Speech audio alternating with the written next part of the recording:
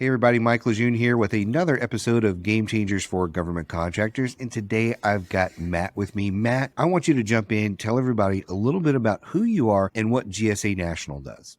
Thanks, Mike, and thank you for having me today. My name is Matt Corzine. I'm the president at GSA National. We are a fringe benefit administrator and compliance partner for government contractors that have contracts specifically covered by the Service Contract Act and a related set of regulations called the Davis-Bacon and related acts. For a lot of folks, this is a really tricky situation. I run into people all the time that are getting into government contracting and they're like, never heard of SCA. And they're like, what's the Davis-Bacon thing? What's that about? That clearly doesn't apply to me, right? You know, that is the common thing that I run into all the time. So for those that are not aware of this or that maybe think they've got it all figured out, could you give us just a real quick overview on what SCA and Davis-Bacon is? Sure, absolutely. So the SCA, or the Service Contract Act, it's also known as the Service Contract Labor Standards. So both terms mean the same thing. Basically, it's a set of regulations dating all the way back to the 1960s that require contractors, when they have an SCA covered contract,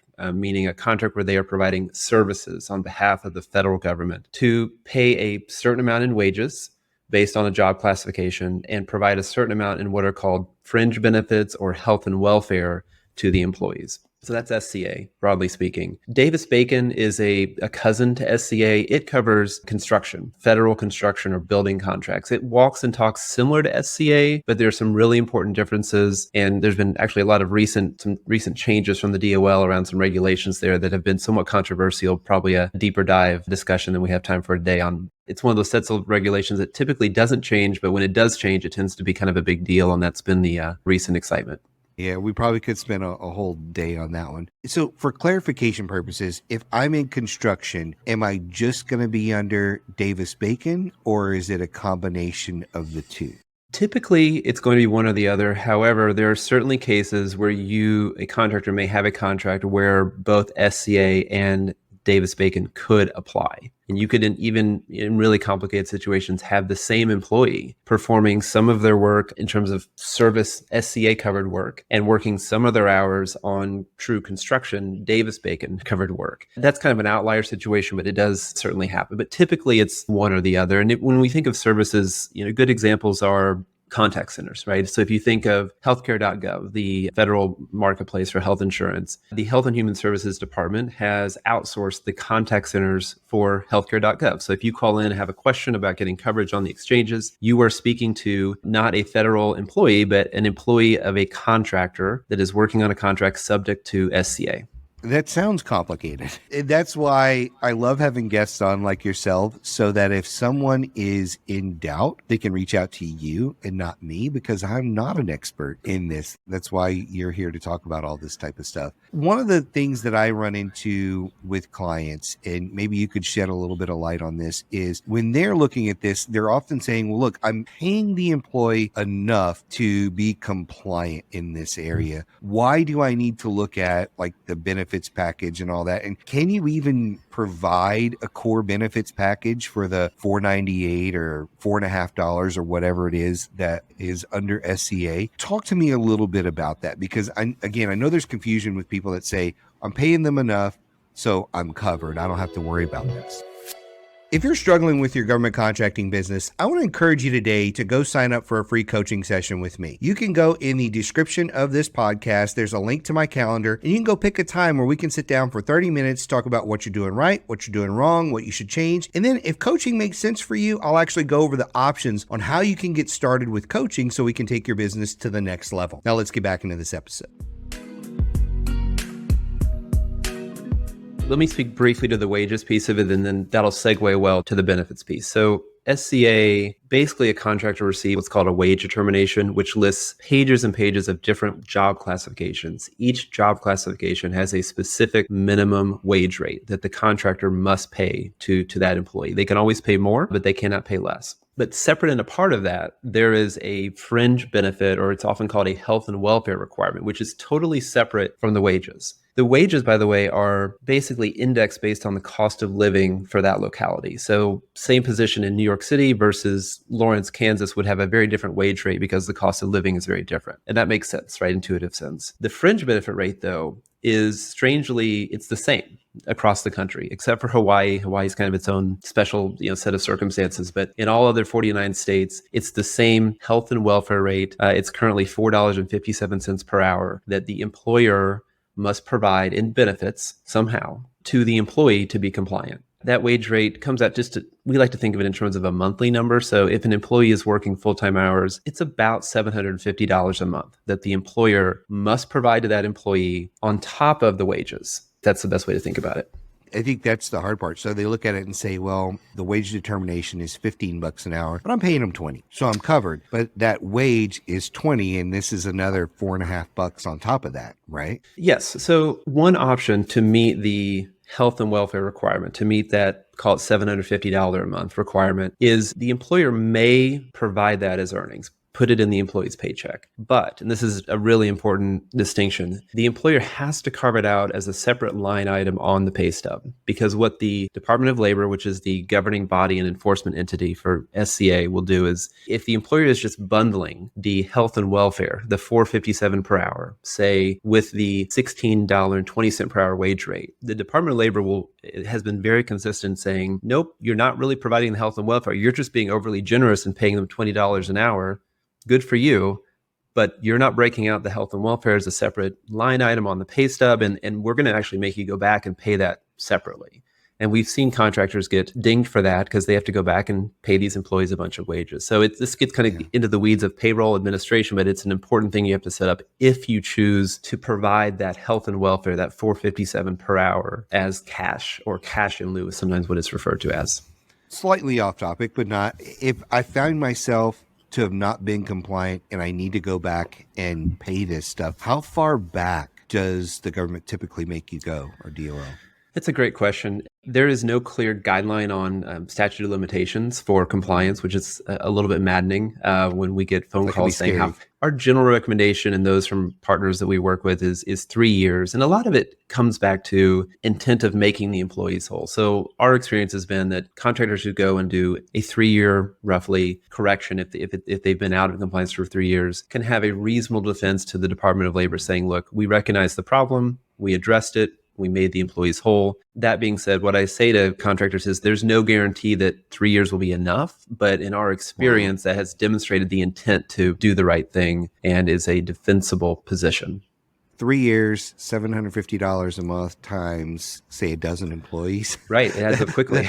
That adds up really, really quickly. And so I'm thinking somebody would be like, what's the fine for that? Because can I get away with a fine instead? But you probably have to pay the fine plus the wages. Yes. Yeah, in order to do that. So again, it's a little bit in the weeds, but just, I know these are questions that folks are going to have to ask. So in this situation, if I'm doing this and I have broke it out, I'm doing the $4.57 an hour and I'm squared away on that, can that be then applied to like their health insurance or things like that? Or does the company then have to do that separately where, hey, we're going to still pay a portion of your health insurance? Because I can see health insurance being one of those tricky areas where they're like, hey, we were covering a portion of the health insurance and still paying them $20 an hour. Now we've got to keep paying them the $20 and the $4.57 and covering the insurance. I could see the fears of some people that, For sure. And this is what we call kind of the existential struggle that contractors have in the space, because it is a balance between recruitment and retention of employees on the contract. Because if you have won and are performing an SCA covered contract, part of how you're being measured from a performance standpoint is your ability to hire and retain employees, almost first and foremost. At the same time, many employees, I think the perception is that the best way to do that is to just pay the $4.57 as earnings, because employees just love getting that extra cash in their pay stub, right? Yeah. That's kind of the one extreme of the best case,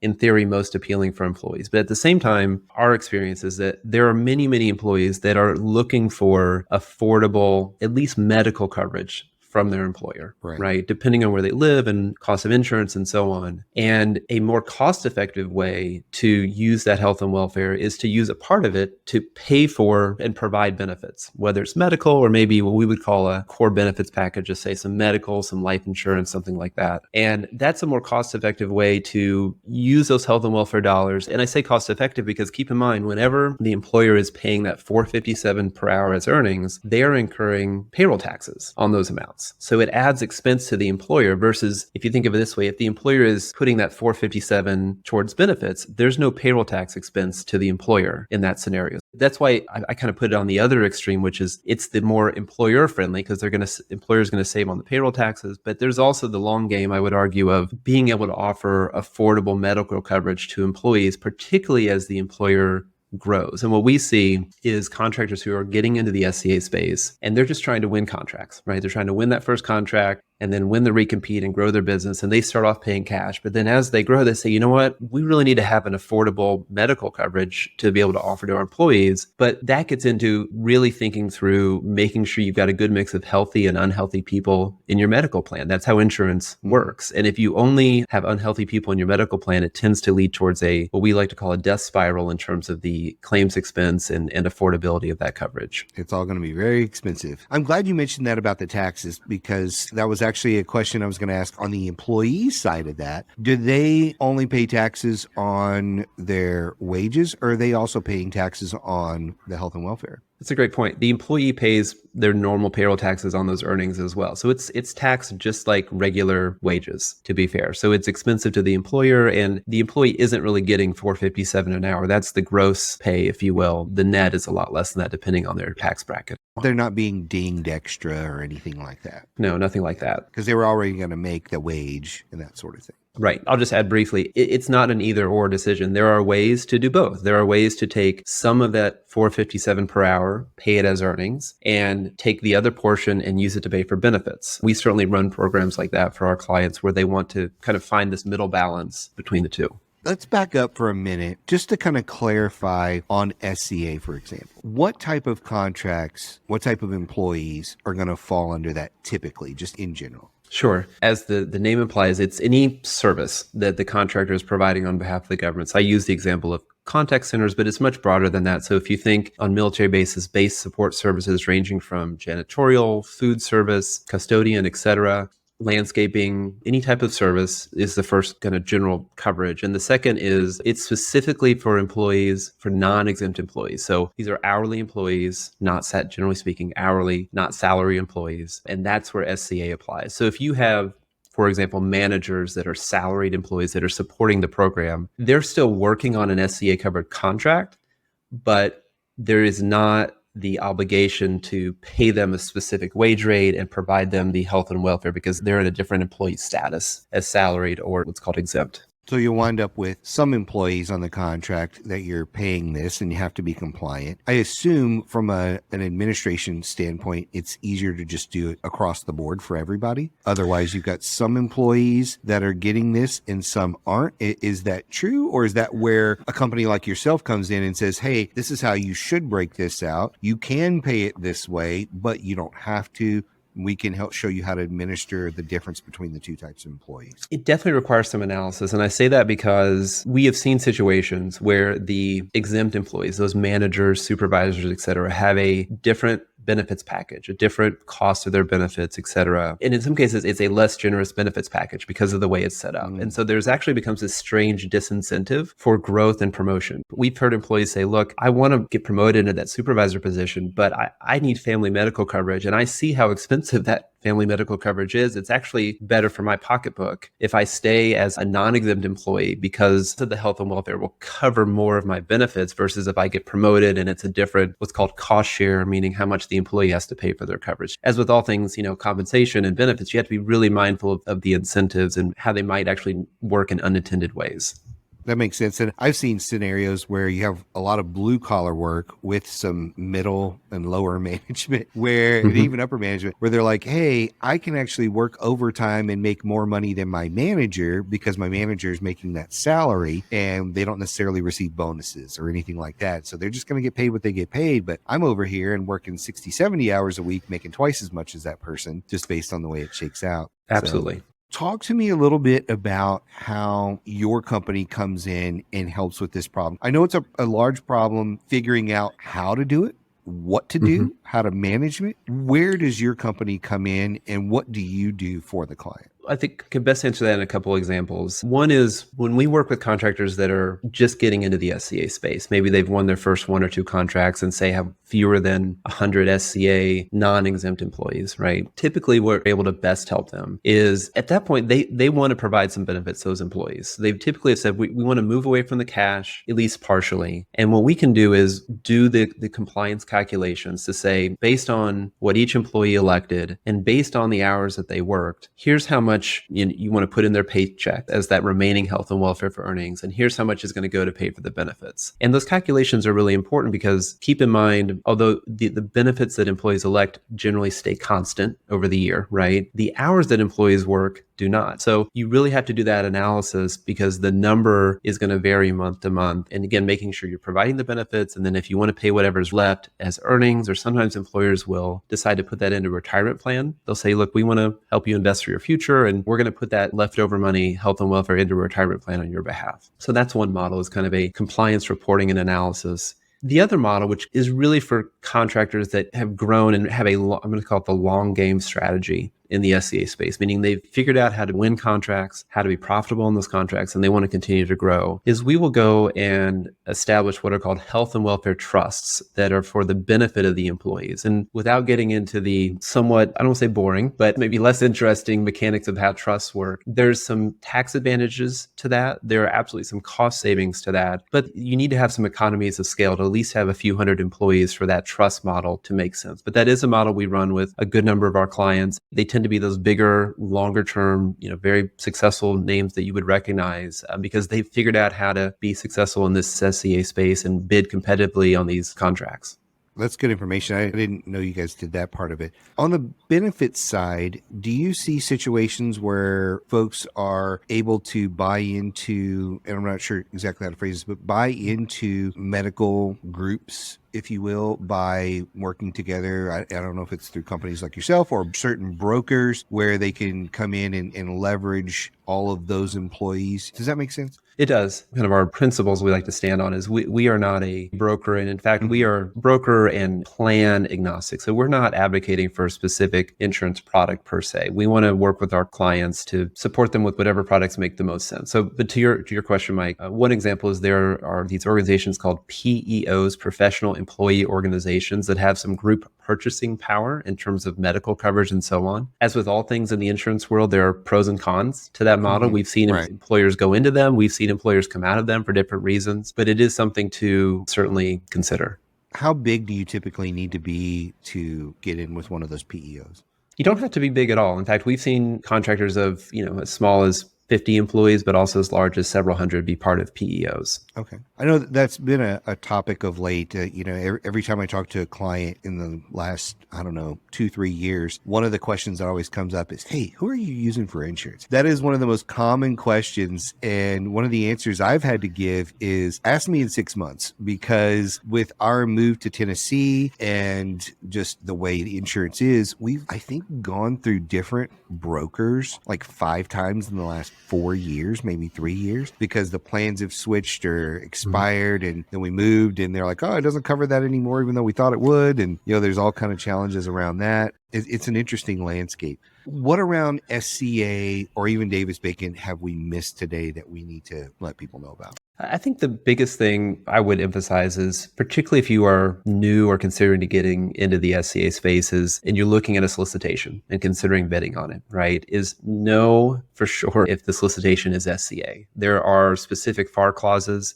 that will be incorporated as part of the solicitation that will tell you that. My other advice is if the solicitation walks and talks like an SCA contract, but it doesn't have the FAR clauses, it behooves you to ask that question early and often saying, hey, this looks like an SCA covered contract. Are you sure it's not? Because what we sometimes see is contractors they almost think they got away with one because let's be honest, SCA, it's a hassle at a minimum, right? And they think it's an SCA contract, but for some reason the FAR clauses were not included. And they think, I'll just get away with this one. I won't have to worry about this SCA. And that works for a while. But the reality is employees are really sharp. Keep in mind, some of these employees have already been working on the contract with the predecessor contractor. They know it's SCA. They're going to raise the issue. And basically the Department of Labor will come in and they have the final authority. So they will come in 6 months after the fact and say, look, contracting officer, you messed up. This should have been SCA. You need to go back and retroactively make these employees whole. And, even if the contractor can submit a price adjustment to get reimbursed for that expense, it doesn't really do much to build trust with the employees. You know what I'm saying? If they've now been running this contract for 6 months and the perception is, well,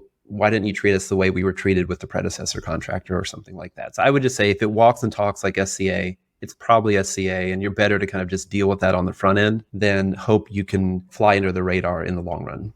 That's good advice. I think for a lot of companies out there, it really is just a complete ignorance that this exists. I can't tell you how many times I have sat down with somebody and they're like, what is it? What are you talking? No, I've never heard of that. Where did that come from? And we start talking about it and they're like, this is probably every contract I have. When they look back, some of their contracts will have the clause and some don't.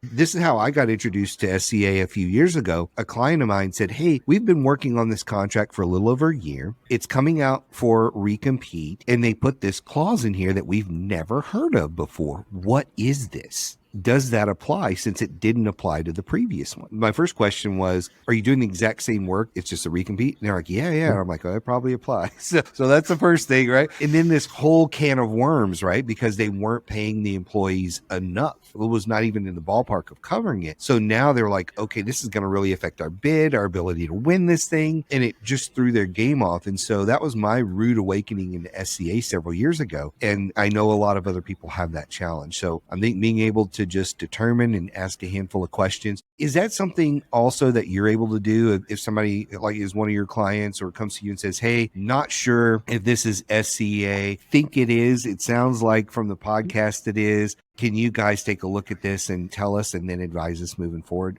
We certainly can. And one thing to note is that your example is actually very relevant because the Biden administration has a much more pro-labor orientation, I think is well documented. And there has been a push to reclassify many longstanding contracts that historically have not been treated as SCA to start treating them as SCA. We've actually picked up a couple new clients in that situation. They've had the contract for 10 years. It's never been SCA. It goes up for recompete, and the Department of Labor has said, you know what?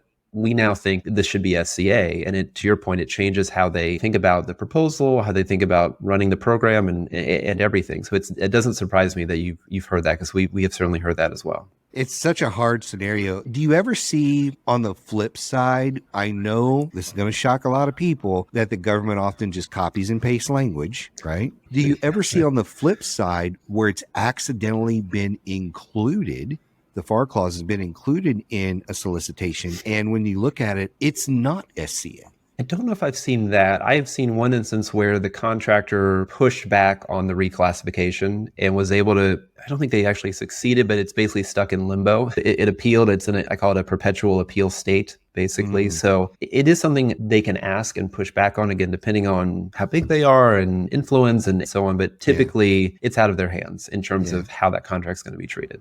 Again, I know sometimes the government just copies and pastes and you never know what's going to be in there. And in fact, I had one recently where a client said, Mike, this employee is salaried. And let's say the SCA was, the wage determination was like $15. Then you have your 4.5. We're paying this person $50 an hour if you break it down by the hour, but they're salaried. And this clause is in here. This doesn't apply to this employee, does it? I would assume it doesn't, since they were salaried. They're making 2.5 times what the wage determination is.